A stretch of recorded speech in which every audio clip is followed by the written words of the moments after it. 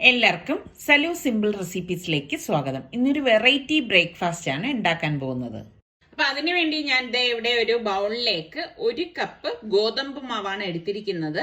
ഇനി നമുക്ക് മുട്ട വേണം കേട്ടോ. 1 കപ്പ് ഗോതമ്പ് മാവിന് 1 മുട്ട മതിയാകും. ഇനി നമുക്ക് വേണ്ടത് പാകത്തിനുള്ള ഉപ്പാണ്. ഉപ്പിട്ട ശേഷം ഞാൻ ഇതിലേക്ക് 1 കപ്പ് പച്ചവെള്ളമാണ് ഒഴിച്ചു കൊടുക്കുന്നത് കേട്ടോ. ഇനി നമുക്കൊരു വിസ്ക് കൊണ്ട് ഇതുപോലെ ഒന്ന് മിക്സ് ചെയ്ത് കൊടുക്കാം. ഇപ്പൊ 1 കപ്പ് മാത്രം പോരാ, നമ്മളിത് ഗോതമ്പ് മാവും കൂടിയല്ലേ മിക്സ് ചെയ്യുമ്പോൾ കുറച്ച് കട്ടി ഉണ്ടാവും. വീണ്ടും ഞാൻ 1 കപ്പ് എടുത്തിട്ടുണ്ട്, ഫുൾ ഒഴിക്കത്തില്ല. ഇപ്പൊ ഞാൻ ഇതിലേക്ക് ഏകദേശം ഒരു 1/2 കപ്പോളം വെള്ളം ഒഴിച്ചിട്ട് ഒന്ന് മിക്സ് ചെയ്ത് കൊടുക്കുകയാണ്. ശരിക്കും നമ്മളൊരു ദോശ ബാറ്ററില്ലേ ആ ഒരു പരുവത്തിൽ. ഇപ്പൊ 1/4 കപ്പ് ബാക്കിയുണ്ട്, അത് ഞാൻ മാറ്റി വെക്കാണ്. അപ്പൊ നമ്മൾ ഇതുപോലെ ഒഴിച്ചെടുക്കുമ്പോൾ മാത്രമേ അറിയാൻ പറ്റൂ എത്രയാണ് വെള്ളം വേണ്ടതെന്ന്. അപ്പൊ മിക്സ് ചെയ്ത് നമുക്ക് ഇതൊന്ന് മാറ്റി വെക്കാം. ഈ ഒരു തിക്നെസ് വേണം കേട്ടോ. വല്ലാതെ അങ്ങ് ലൂസായി പോവുകയും ചെയ്യരുത്, ഒരുപാട് അങ്ങ് കട്ടിയായി പോവുകയും ചെയ്യരുത്. അപ്പൊ ഇനി നമുക്ക് ഇതിലേക്ക് ഞാൻ ഇവിടെ ഒരു 1/4 ടീസ്പൂൺ മഞ്ഞൾപ്പൊടിയും കൂടി ഇട്ട് കൊടുക്കാണ്. നല്ല ഒരു കളർ കിട്ടാൻ വേണ്ടിയിട്ടാണ് നമ്മൾ മഞ്ഞൾപ്പൊടി കൂടി ചേർത്ത് കൊടുക്കണം. എന്നിട്ട് നന്നായിട്ടൊന്ന് മിക്സ് ചെയ്ത ശേഷം നമുക്ക് അതൊന്ന് മാറ്റി വെക്കാം. മറ്റൊരു ബൗളിലേക്ക് നമുക്ക് 4 മുട്ട പൊട്ടിച്ച് ഒഴിച്ചു കൊടുക്കാം. പിന്നെ നമ്മൾ ബാറ്റർ എത്ര എടുക്കുന്നോ, അതായത് നമ്മുടെ വീട്ടിൽ എത്ര പേരുണ്ട് അതിനനുസരിച്ച് വേണം മുട്ടയുടെ അളവൊക്കെ കൂട്ടുകയും കുറയ്ക്കുകയും ചെയ്യേണ്ടത് കേട്ടോ. ഞാനിപ്പോൾ 4 മുട്ട എടുത്തിട്ടുണ്ട്. ഇതിലേക്ക് നമുക്ക് പാകത്തിനുള്ള ഉപ്പിട്ട ശേഷം ഇതുപോലെ വിസ്ക് കൊണ്ട് ഒന്ന് മിക്സ് ചെയ്ത് കൊടുക്കാം. നല്ലതുപോലെ ഇതുപോലെ ഒന്ന് അടിച്ചെടുത്താൽ മതി. ഇനി നമുക്ക് ഇതിലേക്ക് വേണ്ടിയിട്ട് ഞാനിവിടെ ഒരു 1/4 ടീസ്പൂണോളം മഞ്ഞൾപ്പൊടി ചേർത്ത് കൊടുക്കുകയാണ്, നല്ലൊരു കളറിന് വേണ്ടിയിട്ടാണ്. പിന്നെ ഞാൻ ഒരു ചെറിയ സവാളയും ഒരു 2 പച്ചമുളകും ചെറുതായിട്ട് അരിഞ്ഞത് ഇതിലേക്ക് ഇട്ടിട്ട് മിക്സ് ചെയ്ത് കൊടുക്കാം. ഇപ്പൊ കൊച്ചുള്ളി ഉണ്ടെങ്കിൽ കൊച്ചുള്ളി ചേർത്ത് കൊടുത്താലും മതി. അപ്പൊ അത് നമുക്ക് മാറ്റി വെക്കാം.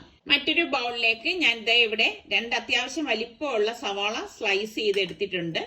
ഇതോടൊപ്പം തന്നെ തക്കാളിയാണ് എടുത്തിരിക്കുന്നത്, ഒരു വലിയ തക്കാളിയാണ് കേട്ടോ എടുത്തത്. ഇതിലേക്ക് നമുക്ക് പാകത്തിനുള്ള ഉപ്പും അതുപോലെ തന്നെ മയണൈസ് ഇല്ലേ, അപ്പൊ എന്റെ കയ്യിൽ ഈ മയണൈസ് ആണുള്ളത്, അതാണ് ഞാൻ ഒഴിച്ചു കൊടുക്കുന്നത്. ഇതാവുമ്പോ ഇതിൽ ഹെർബ്സ് ഒക്കെ അടങ്ങിയിട്ടുണ്ട്. അല്ലാന്നുണ്ടെങ്കിൽ നിങ്ങൾ ഒറിഗാനോയും അതുപോലെ തന്നെ ബേസിൽ സീഡ് അതൊക്കെ ഉണ്ടെങ്കിൽ അതും കൂടി ഇട്ട് കൊടുക്കാം. ഇതോടൊപ്പം തന്നെ പാസ്ത സോസും കൂടി ഒഴിച്ചു കൊടുക്കുന്നുണ്ട്. ഇനി നിങ്ങളുടെ കയ്യിൽ പാസ്ത സോസ് ഇല്ലെങ്കിൽ ടൊമാറ്റോ കെച്ചപ്പ് ആയാലും മതി. എന്നിട്ട് നന്നായിട്ടൊന്ന് മിക്സ് ചെയ്ത് കൊടുക്കാം. അപ്പൊ ഇതൊക്കെ ഇടുമ്പോഴാണ് ഇതിനൊരു ടേസ്റ്റ് ഉണ്ടാവുന്നത്. ഒരു പാൻ അടുപ്പത്തേക്ക് വെച്ച ശേഷം നമുക്കിതിലേക്ക് 1 ടീസ്പൂൺ ഓയിൽ ഒഴിച്ചിട്ട് ഒന്ന് ബ്രഷ് ചെയ്ത് കൊടുക്കണം. ഇതുപോലെ ഒന്ന് ബ്രഷ് ചെയ്തെടുക്കണം. അപ്പൊ നോൺ സ്റ്റിക്ക് ആണെങ്കിലും ഇച്ചിരി ഓയിൽ ഒഴിക്കണം, നല്ലത് തന്നെയാണ് കേട്ടോ. എന്നിട്ട് നമ്മളുടെ ബാറ്റർ ഇതുപോലെ ഒന്ന് മിക്സ് ചെയ്ത് കൊടുക്കാം. അതിനുശേഷം നമുക്ക് ഇതുപോലെ ബാറ്റർ അതിലേക്ക് ഒഴിച്ച ശേഷം ഒന്ന് പരത്തി കൊടുക്കണം. ആ ഒരു പാനിന്റെ ആ ഒരു കണക്കിന് വേണം വട്ടത്തിൽ ഇതൊന്ന് പരത്തിയെടുക്കാനുള്ളത്. ഒരുപാട് അങ്ങ് തിന്നായി പോവുകയും ചെയ്യരുത്, വല്ലാതെ അങ്ങ് കട്ടി കൂടുകയും ചെയ്യരുത് കേട്ടോ.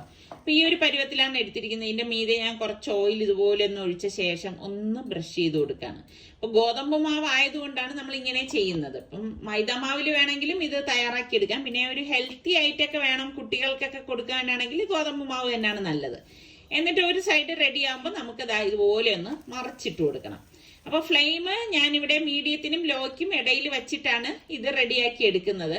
അപ്പൊ അത് മറു സൈഡ് നല്ലതുപോലെ വെന്തോന്ന് നമുക്ക് ഞാനൊന്ന് നോക്കട്ടെ. കണ്ട ഇതുപോലെ ഒരു ഗോൾഡൻ കളറിൽ വരും, കണ്ടോ ഈ ഒരു പരുവത്തിൽ വരും. അപ്പൊ ഞാൻ ഇത് ഒരു പ്ലേറ്റിലേക്കൊന്ന് മാറ്റാണ്. അപ്പൊ നമുക്ക് ഈ ബാറ്റർ വെച്ചിട്ടെല്ലാം ആദ്യം ഈ ദോശ ചുട്ടെടുക്കാം. അപ്പൊ ദോശ ചുട്ടെടുത്ത ശേഷമാണ് ഇനി നമ്മൾ ബാക്കിയുള്ളത് തയ്യാറാക്കി എടുക്കുന്നത്. അപ്പൊ ഞാൻ നേരത്തെ പറഞ്ഞതുപോലെ നമുക്ക് എത്ര വേണം അതിനനുസരിച്ച് ബാറ്റർ എടുക്കണം, എന്നിട്ട് ദോശ തയ്യാറാക്കിയാൽ മതി. പിന്നെ ഇതേ പാനിൽ തന്നെ ഞാൻ ഓയിൽ ഒഴിച്ച ശേഷം നമുക്ക് മുട്ട ഇതുപോലെ തന്നെ ഈ ഒരു പാനിന്റെ വലിപ്പത്തിൽ തന്നെ മുട്ട ഒഴിച്ചിട്ട് ഒന്ന് ചുറ്റിച്ചു കൊടുക്കാം. അപ്പൊ മുട്ട ഫുള്ളായിട്ട് വേഗരുത് കേട്ടോ, അത് പ്രത്യേകം ശ്രദ്ധിച്ചേക്കണം. നമ്മൾ ഇതുപോലെ ഒന്ന് ചുറ്റിച്ച ശേഷം ഫ്ലെയിം കൂട്ടുകയും കുറയ്ക്കുകയും ഒന്നും വേണ്ട, ഈ ഒരു ഫ്ലെയിമിൽ തന്നെ ഇരുന്നാൽ മതി.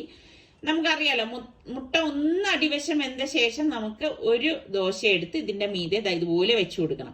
അപ്പൊ മുഴുവനായിട്ട് മുട്ട വെന്ത് കഴിഞ്ഞാലുള്ള പ്രശ്നം എന്ന് വെച്ചാൽ ഈ ദോശയും മുട്ടയും തമ്മിൽ ഒട്ടിപ്പിടിക്കത്തില്ല.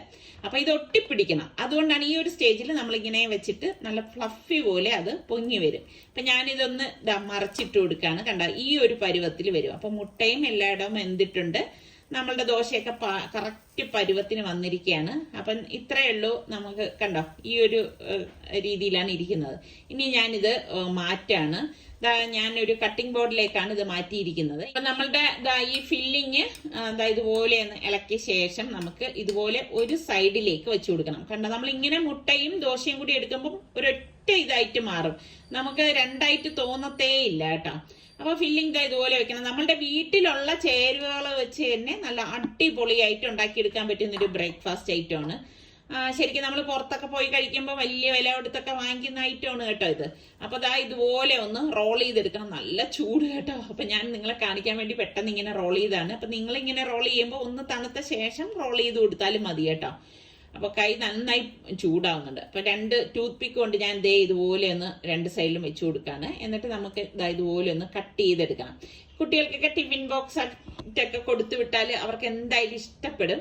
അതുപോലെ തന്നെ കുട്ടികൾ സ്കൂളിൽ നിന്ന് വരുന്ന സമയത്തൊക്കെ കൊടുക്കാൻ പറ്റുന്നതും ചായയുടെ ടൈമിൽ ടീ ടൈം സ്നാക്ക് ആയിട്ടൊക്കെ കൊടുക്കാൻ പറ്റുന്ന ഒരു ഐറ്റം തന്നെയാണ്.